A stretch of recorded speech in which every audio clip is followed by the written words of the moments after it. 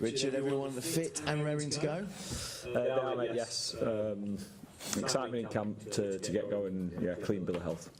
How are you feeling ahead of this semi-final? One game away from a World Cup final, what would it mean to you and the guys to get there? I think it means this game itself means a great deal. We know the stakes are high, but we have to treat this as a game by itself and not play what next week might bring.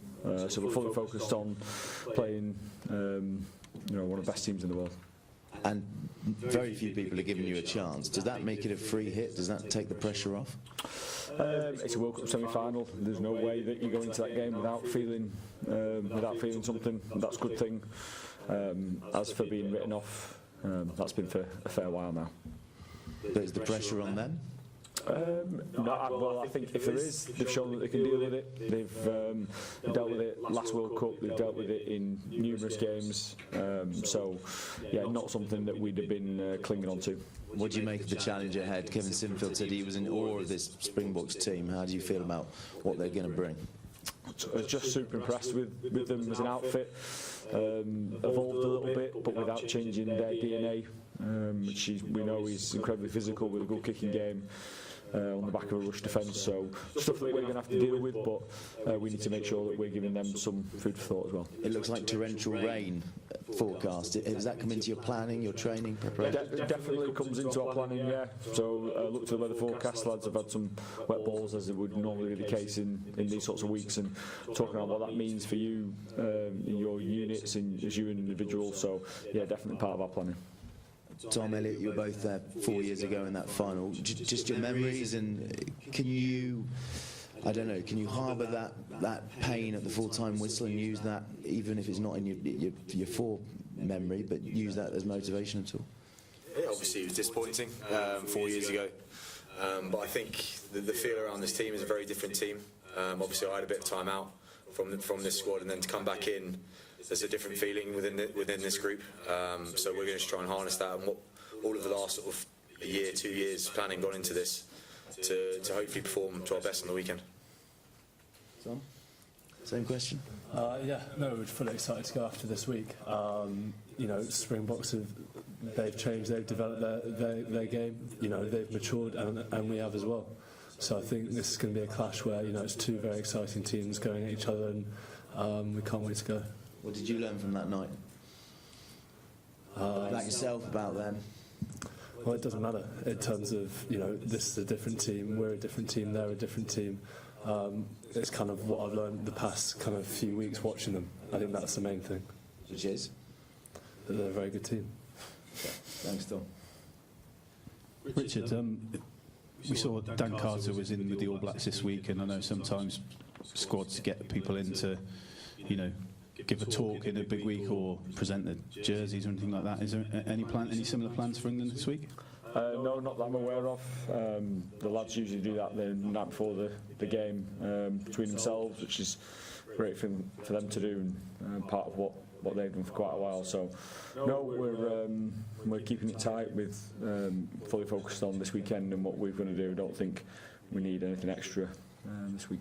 Yeah, it makes a lot of sense, doesn't it? Because you're the ones who brought yourselves to this point, and as a group you understand all of that in a way that kind of nobody else can. There's something special about that, isn't it? Yeah, hopefully we're creating that feeling of togetherness. The longer we're together, the more time we spend, the more battles we go through as a group, the tighter we should become, and no bigger test to that than this weekend. And you can take a lot of confidence, can't you, in the way that you've come through those tests, like you say. Steve's talking about finding a way to win, but also, in the biggest of games you've had in this tournament, the sort of intensity you've put out onto the field, from the first second, you could see the difference, couldn't you? And I suppose that must give the group a lot of confidence. Yeah, they should take a lot of confidence from what they've done so far, managing to win the tight ones. But that goes up a level this week. We know the size of the challenge in front of us. It's a good thing that we know it and we're excited about it. And as I say, Saturday night, we need to give the absolute best of us, and I'm sure we will.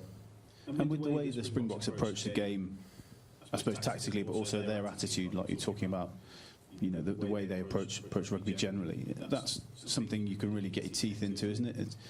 Obviously, we know their quality, but they don't really make any apology for what they do or how they do it. So you know what's coming, and you know, two teams can just sort of leave everything out there. Yeah, no, I don't think anyone should ever apologise for being who you are and having your identity. Sometimes it feels like people want that apology, and everyone play the same way. Game rugby is brilliant because of all the different styles, and they all work. If you get it right in the day, we need our style to work for us. And Elliot, can I just ask about, obviously Freddie Stewart comes back in. What will he add to the team tomorrow night? That obviously, you know, just with the change from Marcus at fullback. I think Fred's been brilliant ever since he started playing for England. Really, confidence he's shown in the last sort of since the start of the World Cup campaign has been brilliant. So he's obviously a rock at the back under the high ball. He's really grasping the attack game now. He's making really good decisions on the edge, which is putting me in space usually, which is nice. But yeah, he's a quality player, and we back him all the way. And I think the way that the relationship with us in the back three now is brilliant. We can talk to each other on the field, make sure we're in the right positions, and try and take advantage of any space better. Richard, could I just ask you one about Alex Mitchell? He'd be the least experienced of the 3 nines you've got, but you must have serious confidence in him. What do you want to see from him?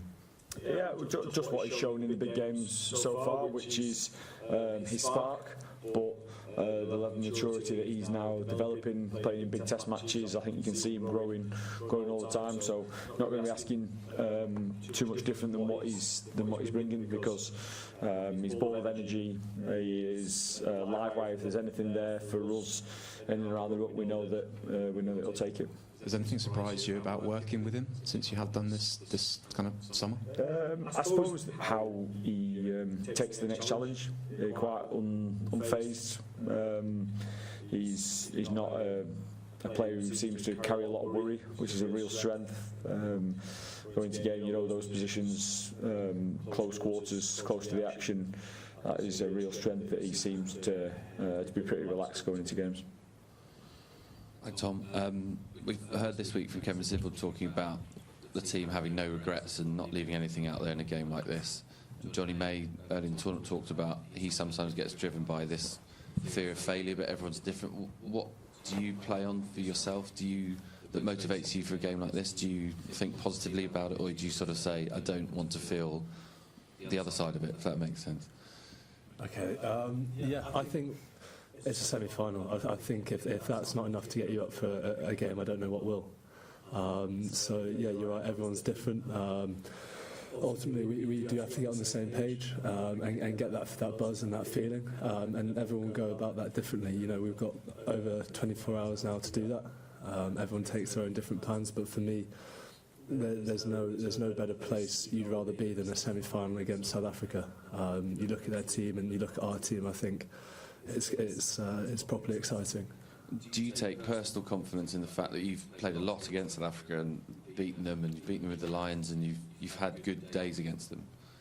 Yeah, I had both. You know, it goes both ways. I've been lucky enough to experience both and understand what it takes, and it's going to be a lot. So yeah, I can't wait to go after it.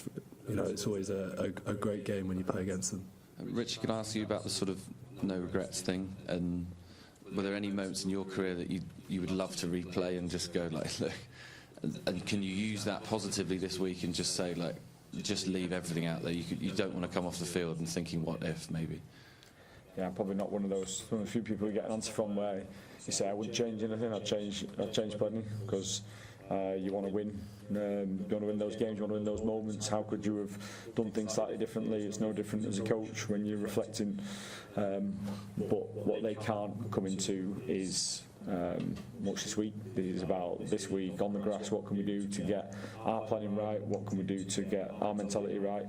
And then you learn whether you win or lose. But the losses will probably just stick with you there that bit more. But yeah, nothing that we can hang on to.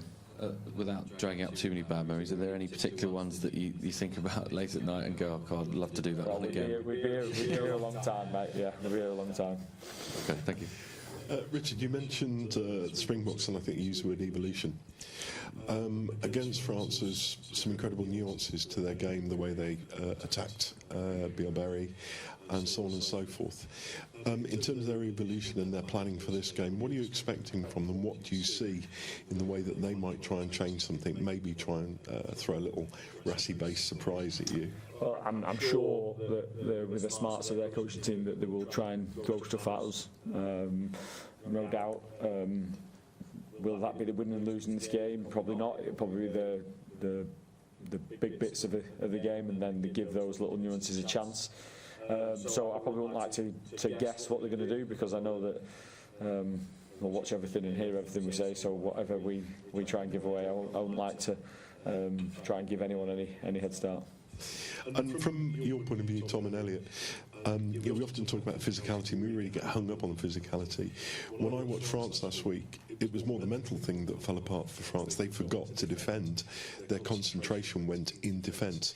How important is it to keep that mental approach, that mental concentration going throughout the game? Yeah, I think massively important. I think we've probably shown in the games this tournament how our defence is getting better and better each game. Probably against Fiji, we probably lacked that sort of 5-6 minutes when they scored 2 tries, and you can't do that in the semi-final. So we know that. We know what we need to get better this week, and hopefully we can stay on task in that regard.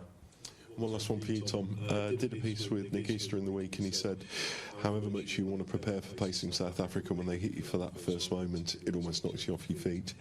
How do you respond to that, and how do you go through your mental approach? What do you think when you're walking into the game like that? Don't get hit off your feet. I mean, I think, we've spoken about it this week, and you've got to get excited for it. As I said before, it's a semi-final against South Africa. It's going to be, played them before. It's been physical tests, and I think playing against sides like that is exciting, because you know what you need to do, and it's about doing it and getting the job done on Saturday. So we can't wait to go.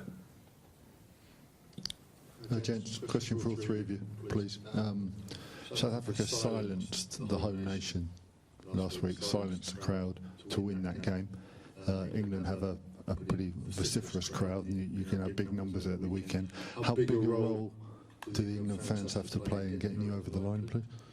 Absolutely massive, in my opinion. I think last weekend against Fiji, it was amazing to look up and see how many white shirts were in the crowd. And I think even in all the games we've had so far, the support's been unmatched, in my opinion. So hopefully they can bring that tomorrow. We do hear it is very loud in these stadiums and really does spur us on. So if we can keep going with that, it'll be brilliant for us. Tom, hi. Can you just talk? Echo what Elliot says. When you do come out and you see the white shirts and realise that it's not like the white seats, it's really exciting.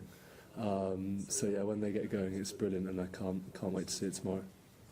Rich? Yeah, nice for them to only have to travel to Paris rather than dragging all the way down to Marseille. So hopefully we've got even more energy to shout and sing.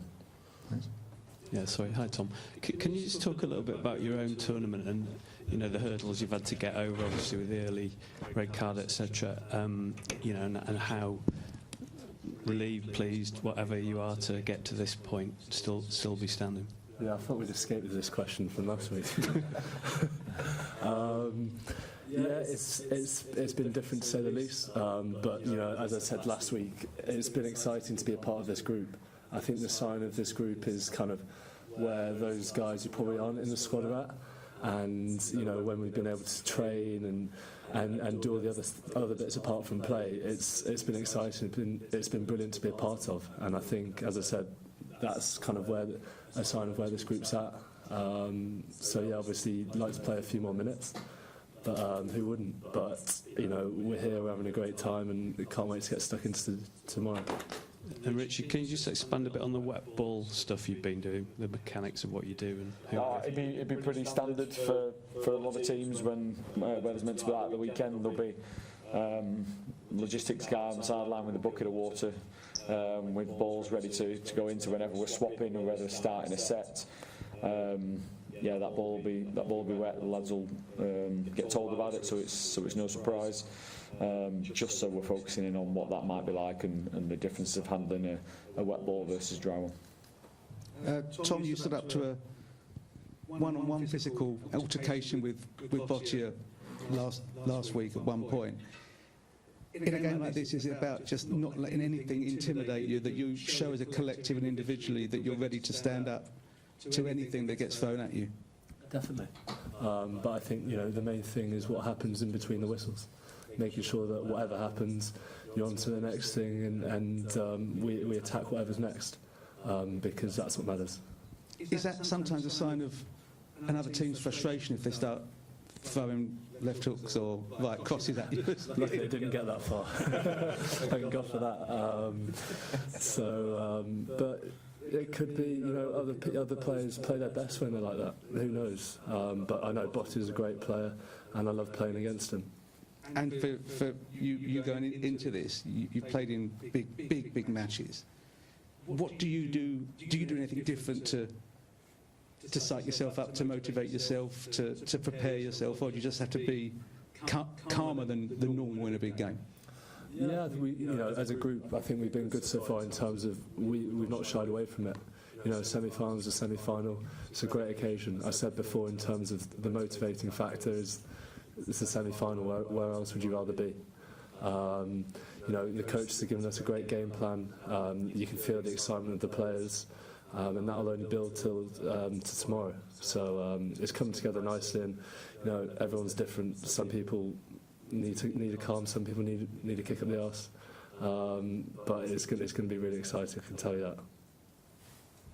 Richard, to play your game you need fast ball, clean ball on the rucks. Is it a focus special this week against the South African? And have you told to Ben O'Keefe this part of the game? Yeah, so it's a massive challenge of the game against Africa, the ruck. So they compete hard for the ball.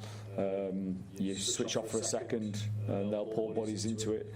So they're amongst the best in the world in that area. So yeah, definitely been a focus for us this week in terms of how we get that bit right, because you're playing against this defence off slow ball, then it'll swallow you up. So yeah, definitely a focus for us. As for the referee, got full trust that he'll do a great job in that area.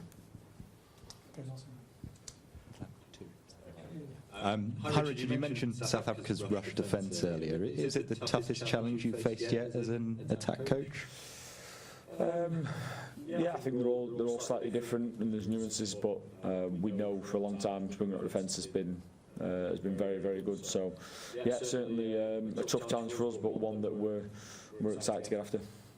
And Elliot, the aerial battle will be key as ever. What is the key to getting that right? Is it more of an attitude thing? Is it a technical thing? Particularly in the wet, I guess, that becomes even more of a focus.